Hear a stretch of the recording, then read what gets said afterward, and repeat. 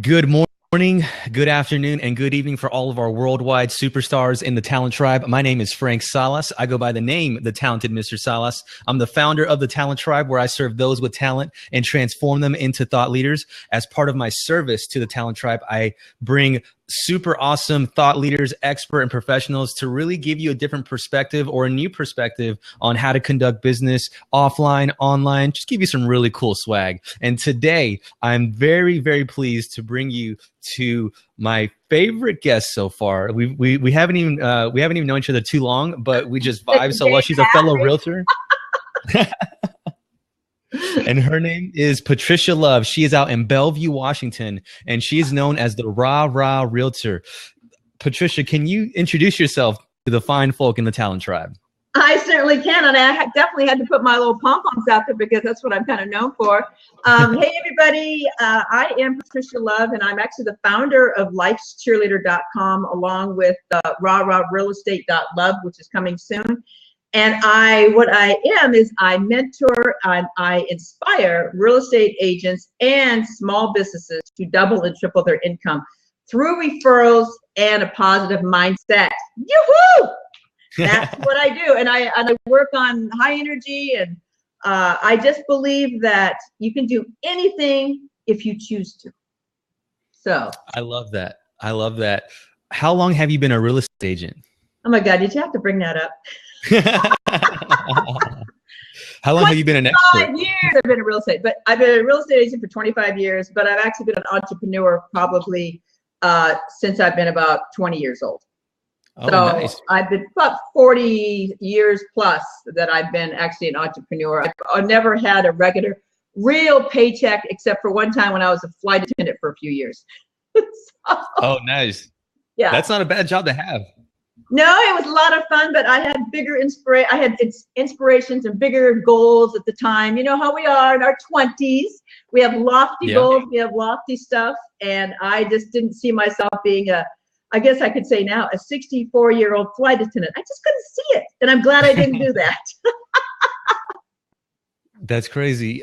So you and I have something in common. We have a lot of things in common, actually. We're positive, we're high energy, we're both in real estate. And I started my first business when I was 20 years old, actually 8 years ago yesterday. And I turned 29 this month. So I'm really excited about the path that I've been on. And, listening to you just say that you've been in business this long is really inspiring to somebody like me. And I can't wait for us to get into, your journey, your path, and then what you excel at, which is referrals. Kind of maybe introduce people on, we were talking about this earlier before the show got started, on how so many realtors are, getting cash advances, and every time they get a commission check, they go to the bank and, they deposit it, it automatically takes out, and they've got $200 to their name, and they're constantly in this cycle. But you, from the get, you said that you hired an assistant right away. You knew what you wanted to do, and you worked solely off of referrals. So maybe just take us back to when you first got into the real estate game and what your mindset was, or maybe even further than that to your first businesses where you really got to the referral basis. Talk to us about that part, because most people are missing that aspect of their business. Yeah, actually, before real estate, I was actually in the retail business like you are. I was actually a vendor for Anne Klein Jewelry. It was owned by Swank at the time. And we would, obviously I'd go to New York for, markets and all that kind of stuff. So I really got the whole entrepreneur spirit, because I was totally commissioned at that point. Even though I actually worked for a company, it was me making the money. I didn't get any draws. I didn't get anything. So, but I have to kind of say, when I'm going to go forward a little bit to the real estate, because I remember when I first got into real estate, first off, there was a bunch of naysayers. I went and actually interviewed with Coldwell Banker, Remax, all those people, and I actually talked to some people. And I was coming from a business, retail, that I actually had excelled at. And I was in the top 3% or 10% of the nation as far as, or in the company, and I'd always be winning these awards. And I'm like, hey, I think I was making at the time, this would have been in the 80s, like $150,000 a year, which was a lot of money back in the day. And it was like, no, I have to make $150,000 just to get out the door. I need to do that. So, but these people, these agents were like, this is a hard thing and it's a hard job. And I'm like, well, I can do anything. So, but I always have had that mindset that I can do anything. And I will take that back real quickly to when I was 14 years of age, picking up the book Napoleon Hill, Think and Grow Rich, reading Yeah. those kinds of positive types of books, and always wanting to, there you go. All righty then. And you know what? It's just as good today as it was then, obviously. Yep. I know, right? So well, get it, guys. But anyway, I remember when I first got into real estate, they back in the day, and I don't think they do it as much anymore. They would actually sit us down and make us cold call. I don't know if you had to do any of that, but I remember thinking to myself, I don't like cold calling. I didn't like the rejection. I didn't like people hanging up on me. That just made me mad. And I was like, so I remember sitting there thinking to myself, I'm not doing this anymore. There's no way I'm going to do this, because I'm going to excel. I'm going to do this through referral. So what I actually did is, and I was also really nervous about asking my friends and family, because they always tell you to ask your friends and family. And I was like, no, because I don't know what the heck I'm doing. I don't want to I don't want to try it out on my friends and family. So I was kind of nervous about that. So basically what I did, and to this day, you can still do that, is I did open houses every single day until I picked up clients. And then what I did is I excelled in service. And when I say excelled in service, I did like what people call today is value. I excelled in the service part of it, so that these people would give me referrals. And of course, I was always asked for that referral at the end of the deal, or during the deal, because what you want to do is, people, when they're buying a house or selling a house, when they're in it, they're in it. But as soon as it closes, they're gone. Bye-bye. And so you think you're going to have all this great relationships. Well, you can if you keep in touch, which is important too.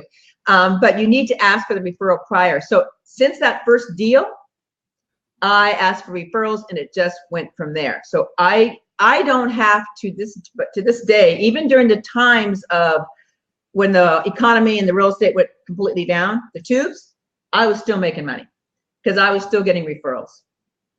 So it's so important. Yeah. Yeah.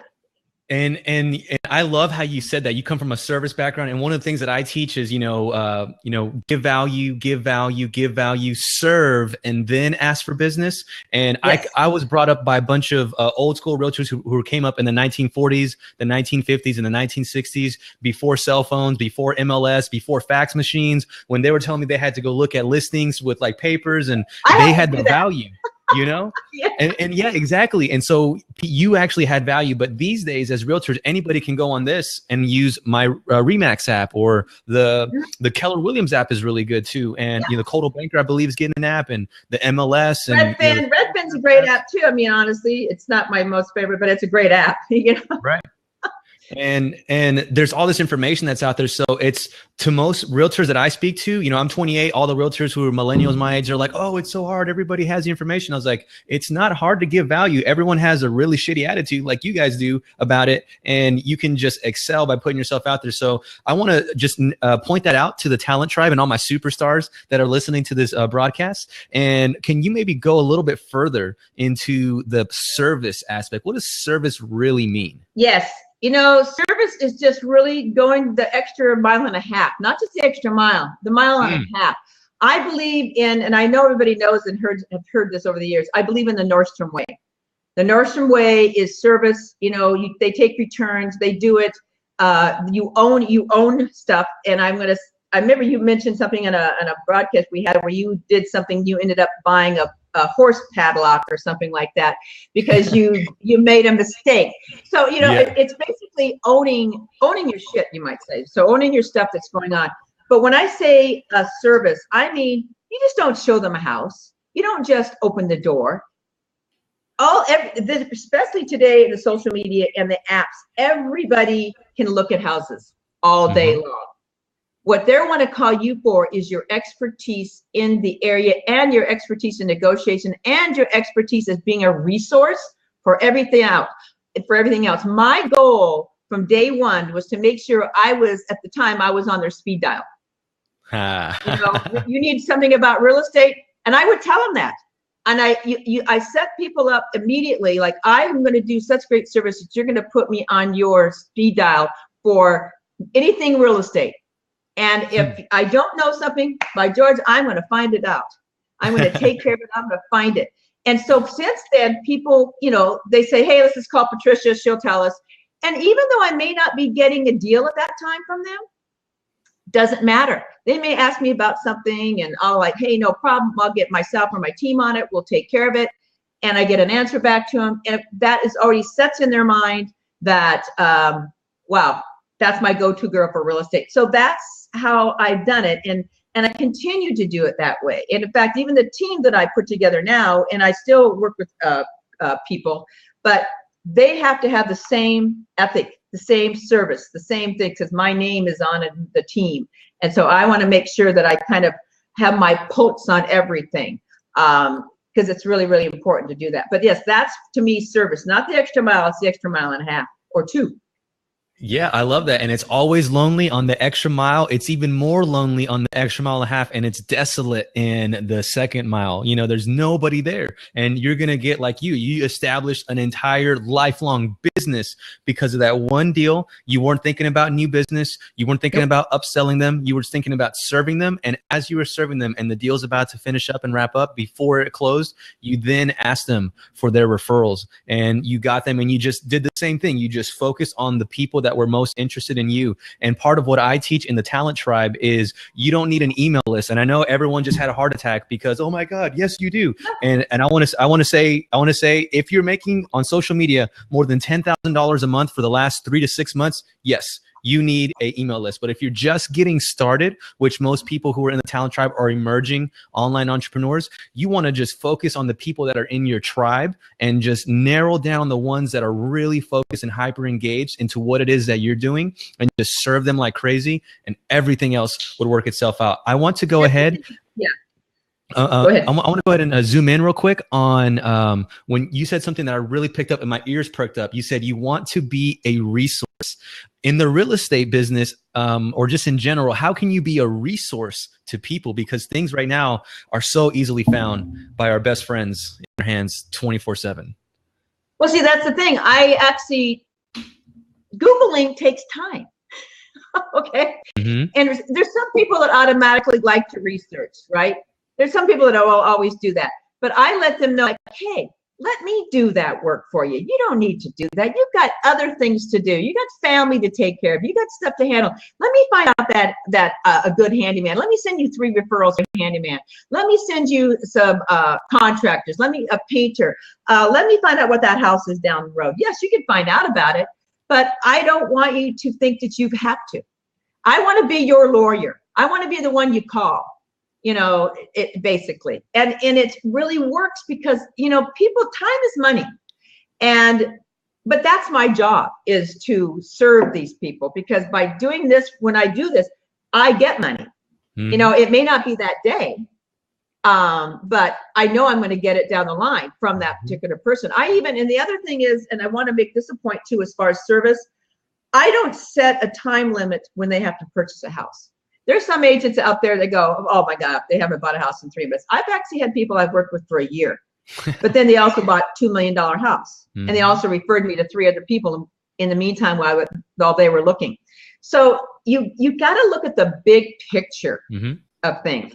And my big picture was, I'm lazy some ways. In some ways, I don't want to go out and have to hit the road every single deal. You know, and if you don't do the service right up front and take care of things and own it, and what we call it is leaving, you know, just leaving stuff behind you, like shit behind you, like people like do agents, and they're just wham bam thank you man, and they go on to the next deal, you know. And you can't do that, because in this day and age, you've got to stand out over everybody else. The other thing you have to be is almost a one-stop service. And when I say that is, if you're going to be an agent, or if it's any kind of a small business, you got to be the full service gig, because I do staging, I consult, I help them through the move, I find them things. So, because a lot of people don't want to have, you know, paint or do things. They're moving out, maybe they're going out of state, or whatever their situation may be. They're like, Patricia, can you just handle it? Like, no worries. You know, I'll tell you what the checks are. I'll tell you what it is, the prices are. And if there's something you have to pay, they're like, but you've gained their trust over the years. So, I mean, I have people that they trust, because they know that I'm going to do what I'm going to say. I'm not going to gouge them for anything. I'm not going to. So you also need to build the trust up, and that is how you do it, by keeping in contact, doing things that that you're not getting paid for. Because what the biggest thing I find out for agents and other people who don't know, haven't worked with good agents, is like, oh, they just want the money. Oh, they're getting a big paycheck. You know, what do? They did nothing. They were, you know, and of course, and they don't really understand, honestly, that you may have worked for them for 6 months and used all your gas and used all this. You know, they don't see that part of it.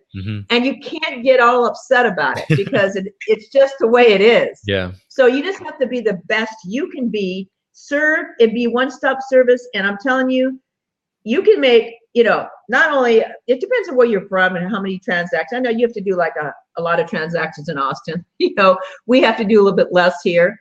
But you can be a 6-figure, 7-figure agent if you want to be, and if you're smart about it. There's no reason that you can't do it. Yeah, that's totally true. That's absolutely true. By the way, the average home in Austin is about 350,000. I know it's a lot less than what you guys have. My first year, I did 100 transactions, and half of those were referrals by utilizing the same techniques and resources that you had. So that was just a very thorough breakdown. I want to maybe even break this down a little bit further to all my superstars in the talent tribe. I want to give a big shout out to Annette at Sunshine Lady Net. She's in Munich, Germany, and it's like, I don't know, 1 o'clock, 2 o'clock, 3 o'clock in the morning, something like that. And she's just tuning in. So we really appreciate her support.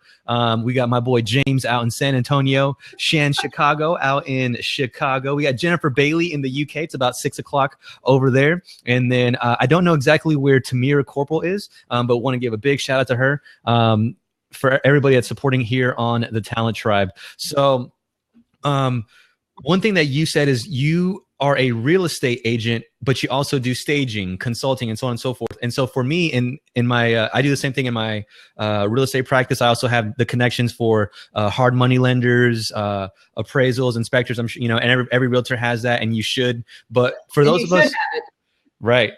For those of us who aren't in real estate and maybe have other businesses, in my social media business, if you come to me and you're like, Frank, you know, I come to you with open arms. I want to make this social media famous thing happen for me in my life.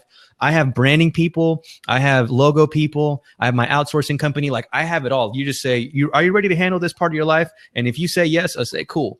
Let's rock and roll. And like you said, you handle all the little details. You do the revisions of the logo and the little things, you know, it's just those little things. Yeah. If they don't have to deal with, and it's easier for them to do business with you, the referrals are just going to crazy pour in from there. I want to switch gears just a little bit. For somebody who maybe is a high producer and they are, you know, wham, bam, thank you, ma'am. For me, my first year, I did 100 transactions, 50 of them were referrals, but the other 50, you know, I didn't know it at the time, but I was transactional in those relationships. Even though I was still giving them service, I was still asking for referrals. I didn't follow up with them. I was in it for the money. You know, I was a new agent, and like, you know, you were getting paid. You get paid a lot as a realtor, and you're just like, man, I want more. And that's a great thing to have. But what's even better, and what's going to keep you sustainable for much longer, is the whole frame that you come from. So can you talk to somebody who is already, you know, excelling? Maybe they have a user base, a clientele, a strong business right now, but they're like, man, I don't get referrals like that. How would you advise somebody like that to start, you know, reaching out to their existing clients and say, let's get some referrals at you? You know, how do we make that happen? Well, actually, you know, they always say don't mix business with pleasure, but I love what I do, so I mix business with pleasure all the time. You know, and because I believe in having fun, first off, you know, that's, and doing everything with a really positive attitude. That's the second thing, because I will tell you that, and I'm going to tell you in a minute what you're just talking about, but getting into and working with people with a positive attitude, people love working with people with energy. People love being around people with a positive, inspirational feel. It makes them feel good. And this is what our job is to do, is to make them feel good. And in today's society, I mean, when I started, you know, unfortunately, I had to send out the newsletter, you know, by mail, you know, that kind of stuff. With stamps? You know, with stamps. You know, and so I'm like, stoked that, you know, social media is here and the internet, you know, because I was actually doing internet back in the early 90s before, you know, anybody was even doing internet. You know, it was like, What? you know, I was doing things on Excel streets and all that stuff. But the thing is, you need, you know, what I do, and this is just an easy thing to do. In most cases, you guys, you have everybody's phone number, right? You got, you know, whether they're another business that you're trying to build your own little business, whether it be real estate or not, a small business, text people. Hey, just thinking about you, how you doing? Don't ask for anything. People always think that they're only calling people because you want something. Mm-hmm. You know, your first feeling is like, well, what do they want? You know, and if you do this on a regular basis, hey, just thinking about you, just wanted to say hi, you get on their radar, and then don't do anything else. Don't go like, hey, just wondering if you want to go for it. It's just a nice little text or email. Something just, you know, set yourself apart. I mean, you certainly, you know, you can certainly do the newsletter, you know, email these days if you want to, but you know what, people are getting spammed by so much stuff that actually it goes kind of, you get lost in that thing. So you kind of need to stand out. Then I take like 5 of my best people or my best clients, and I'll take them out for coffee. Or if I know they like wine, I'll take them out for wine or something once in a while, just to chat with them, not to get a referral, not to do anything. It's just really to be authentic, to be honest, to be authentic. And because again, you want to kind of go down that road that they know that you're not just calling them to be out, you know, for something. Yet you're still a business contact. You're not necessarily a great friend, you know, because, you know, it's too hard to have, you know, 150,000 friends all the time. Mm-hmm. But you definitely want to reach out and do it that way. So I would just start just texting them. How many times are we sitting waiting for somebody like in a coffee place? We could go through our contacts and say, hey, just thinking about you. And don't spam it to everybody. They know that. Try to do it like individually, like just thinking about you, John, just thinking about you, Betty, or whatever. And just hoping you're okay. And that kind of stuff. So it really makes it simple. It's just service. That's all it is. And you also, like you said, I'm not only service, but as far as real estate, I actually have people calling me for, hey, Patricia, do you know a good branding person? Do you know a good, I just lost my job. I'm in the tech industry. Is there any place you can hook me up? Networking, just keeping that on the thing. And then you can say, you know what, let me check and see if I can find somebody for you. You know, give them like 2 to 3 referrals. You're the resource for everything, you know? I love that. Oh, I so want to play the real estate game with you. Oh my God, this is honestly. Well, referrals. I send people. You know, Austin's a big happening place, I think, right now. So you know, yeah, we got a bunch like Seattle. Yeah, we got a bunch of kids my age moving. So I want to switch gears again. I want you to talk about the opportunity, because you're a wise woman. You've seen a lot of things, a lot of changes: email, internet, cell phones, high-speed internet, video, social media. Yeah. You've seen the death of radio, the death of TV. We're watching the death of all these things in front of our eyes right now. Pretty soon, I think the next year's models are now going to have like the iTunes podcast plugin, so you can listen to your favorite podcast in your car on the way to work instead of listening to the radio and what everybody else thinks. You have a choice of what you're going to listen to, and that wasn't available 5 years ago. That wasn't available 3 years ago. That wasn't available 18 months ago. You know, this is so freaking new, and everyone's all like, oh, it's so hard to make money, and I'm always getting these advances, and you know, they're just always complaining about these, you know, really trivial things, but there's an abundance of opportunity. Can you tell people how easy it is now compared to what it was like back then? You know, just like the opportunity that we have at our fingertips, literally right here. I feel like I'm talking about, you know, like when my mother would say, hey, you know, I walked through the snow for 5 miles, you know, I mean, you know, I really don't like going there, you know, it's kind of like, all right. Oh yeah. Okay. So I am 64. All right. I get it. But you know, we're all going to get there if life is good. You know, if life works for you, we're going to get there, right? So you guys are all going to have something to talk about in the back. But I will say that you have to embrace. And here's my biggest thing is I hear it every single day, and from people my age, it drives me crazy. That like, oh, things are changing so fast, you know, I can't deal with this, you know, I hate it, you know, these big, you know, mansion houses or all this internet stuff, I can't keep up. You know, that's where what the negativity comes in. I think that you've got to stay positive and you've got to embrace the change. And when you embrace the change, oh my God, it's fabulous. Now, I don't know how to work every gadget. If I knew how to work every gadget, that's all I'd be doing. But I'm embrace everything that's new, because back in the day, we did have to go by, hell, we didn't have GPS. We didn't, I didn't have a navigation system.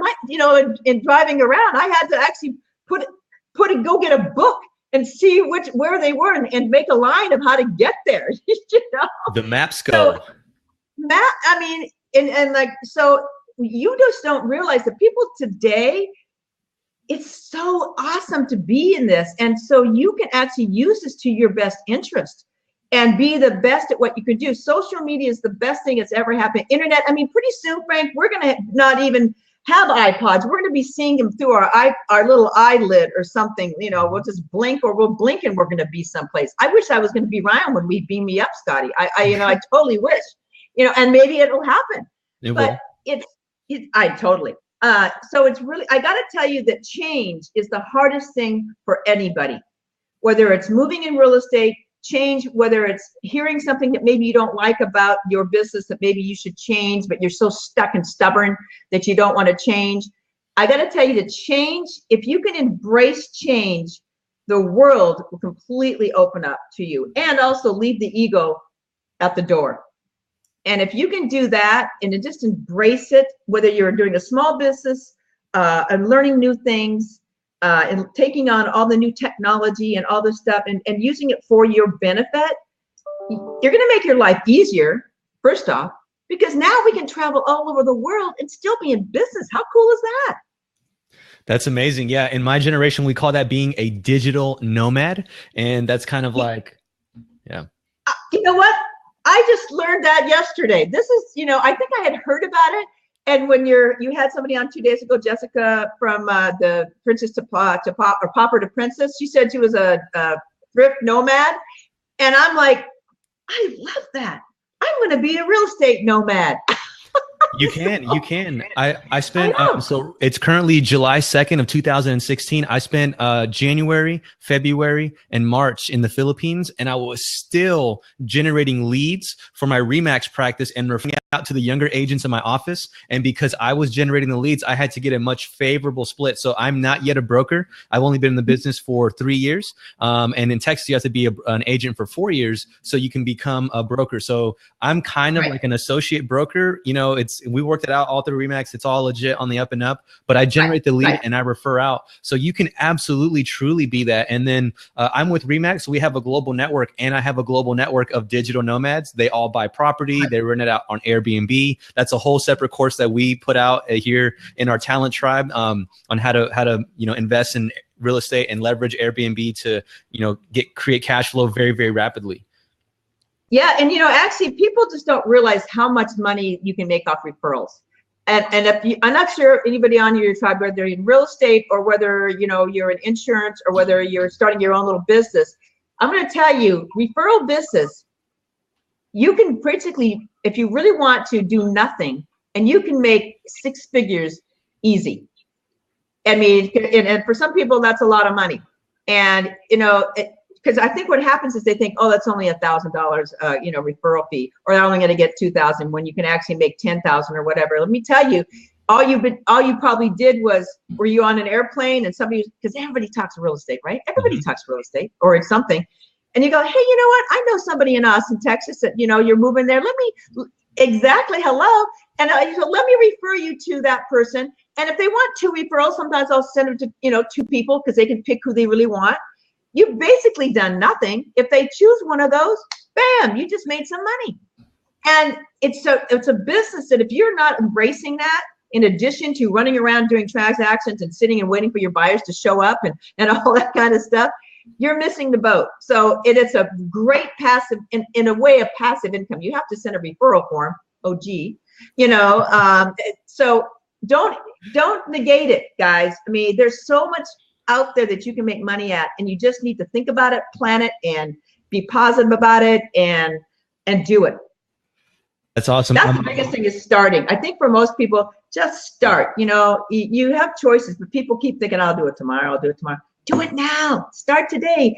I'm a big perpetual person in the law of attraction, but It's not necessarily about the law of attraction all the time. It's about the law of action. So you have to take action in order for sometimes that attraction to work. I agree. We're about to wrap up here soon because I know you got to go sell some $1 million homes out there in Washington. I just asked our live studio audience here for the podcast recording if they have any questions about referrals. And if you guys have any questions on the replay on YouTube, Stitcher, iTunes, all the other platforms where we distribute and repurpose all of our content here in the Talent Tribe, please reach out and to let us know. We'll get you in touch with Miss Love, and we'll be able to really get your questions answered. I want to end off with how to ask for a referral.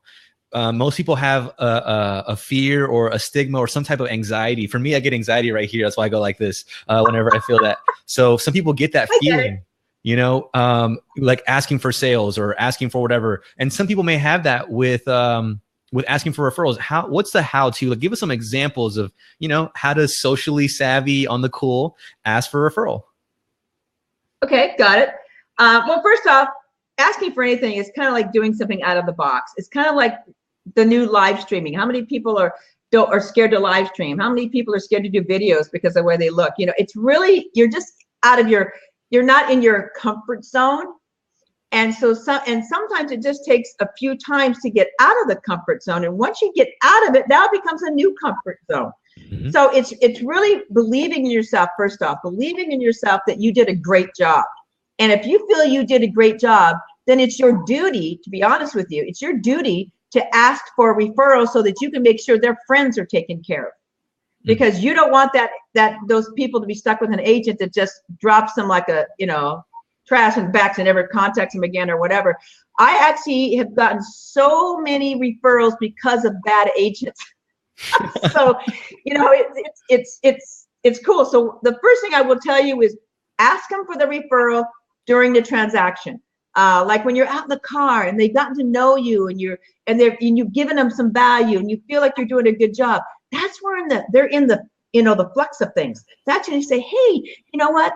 I live off referrals and I want to make sure, first off, you guys are well taken care of. So if you have anybody that you can refer me to, please do, because I want to make sure they take care of them. I take care of them like I take care of you. And they're like, oh yeah, my friend Joe is thinking about selling their house. It's kind of like when you're looking for, how when you start thinking about buying a new car, then all of a sudden, that same car keeps coming up. Exactly. Or like when you get married. Well, you're not married, but if somebody goes and gets engaged or something, all of a sudden you meet all these people that are getting engaged. When you're buying a house, all of a sudden these people know everybody else is buying a house. So, or is thinking about buying a house. So you just have to ask. It's going to be a little uncomfortable at first, but you got to remember it's almost your duty to ask for a referral, because you want to make sure these people are well taken care of. And when you do that and you serve them and give them huge value, they're going to refer you automatically. But don't forget to ask for the referral. What they can say is no, right? But it's a kind way. It's like, they may just say, I'll think about it. It's not like no. Yeah. Usually it's just like, I'll think about it. And then the other time to do that is during the time when you're showing them around, also at the closing table. I go to every closing almost, or have somebody at my closing, or call in if I can't be there. Just because I want them to know that I didn't just leave them. So I call in and that's when I'll say, hey, you guys, this is so exciting. And I sometimes, or I'll give them a gift or something, say, hey, let me know if you got somebody else that's looking for a house. And they'll say, hey, I just got this thing. And I'll ask for the name right there. So you do have to step out of your comfort zone slightly. But once you've done that, it gets easier and easier. And I'm going to encourage every single buddy out there to always be out of the box. In fact, I love and I live to be uncomfortable, because that's how you grow. And that's how you have fun. And I also encourage everybody to put a smile on your face. Every day is a great day. And, we're alive. I'm here. This is awesome. And you can make any day what you want to make it. It's your choice, whether in most cases, if it's going to be a good day or bad day, by your attitude. And when you have a great attitude, the world does open up for you, and you take some action. You don't take action tomorrow, you take action now. And the other thing I'm just going to say to people is, don't overwhelm yourself. Don't pick out big things and lofty goals. Take little baby goals and get them, and then pat yourself on the back once you get those. You did that goal. Yeah, exactly. I do that all the time because it makes you feel good. Because you feel good. Are you just like, we accomplish something. Are you just walking around going like this? Is that you all day? Absolutely. You go, girl. You did good. Actually, I do that. Probably most people think I have a twitch. And so me and my bros down here, all my realtors, even the girls, we do this. We dust our shoulders off. That's like the new pat your back, you know? There you go. I like it. And I like it. Anything is, I'm open to anything. That's what's so cool. And again, people embrace change, embrace new things. You don't want to be the old person when, 20 years from now, 30 years from now going, those young kids, I can't believe it. Right. You want to be part of it, because let me tell you, when you are like that, you will always be young. You'll be young at heart. A number means nothing, and you will still be vibrant and fun, and people will want you around. Absolutely. Absolutely. Hey, I want to encourage anybody joining us live, if they have any questions, to jump in. We're about to wrap up, and just leave a question out in the comments below. Yeah, no worries. If somebody is in any business right now and you were to give them your ultimate secret sauce on referrals, I know you gave us a lot, but what's one golden actionable, nugget that we can take from this podcast and apply today to make sure that we get more referrals this month, this quarter, and this year, and for the rest of our lives? Well, there's a couple things probably. I want to tell people on referrals is live for today, but plan for tomorrow. Okay. And referral part of it, you need to look at it as, do I want to work hard all the time? When in reality, if I just ask for a referral, then my phone rings. Again, I remember, just think about, do I want to pick up the phone and make calls all the time and get rejected? No, totally. You just want to do, the biggest thing I want to tell you is serve, and I think that's the best thing I can tell you is serve, and go the extra mile and a half, 2 miles, and it will come back to you if you actually do that. I mean, and do it sincerely, and think about, when you're giving value, the money will come. And when you're doing this, the money will automatically come. I've not sweated, for money in a long, long time, and it's a good thing. And I failed many times, trust me. And I've had many years to be able to have the opportunity to fail. But you learn by all those failures and all that kind of stuff. So I think that's probably the best thing is just make sure you serve and you ask for the referrals, because that will give you a life of luxury, or whatever life you want. So you're never wanting for money. Boom. What a phenomenal just interview. I wish we could stay on longer. I want to respect your time. Patricia Love, no how can we find you? If we wanted to, if we love your vibe, I love your vibe. How can we find you online, on social media? What's the next step if someone wants to go out and reach out and contact you? Right now, the best thing to do, I'm actually changing my website up a little bit, but you can go to Life's Cheerleader. That's Life's Cheerleader with an F, LIFES cheerleader.com. And you can actually sign up there just so you can stay and get information about what's going to be happening next. But you can also follow me on Facebook, Life's Cheerleader, where I have a lot of followers that are all for inspiration, just to get you in the mode, to get inspired, to get motivated, because I'm totally big on that. And I'm all about helping people get to the next step. I love mentoring. That's what I do. I'm good at it.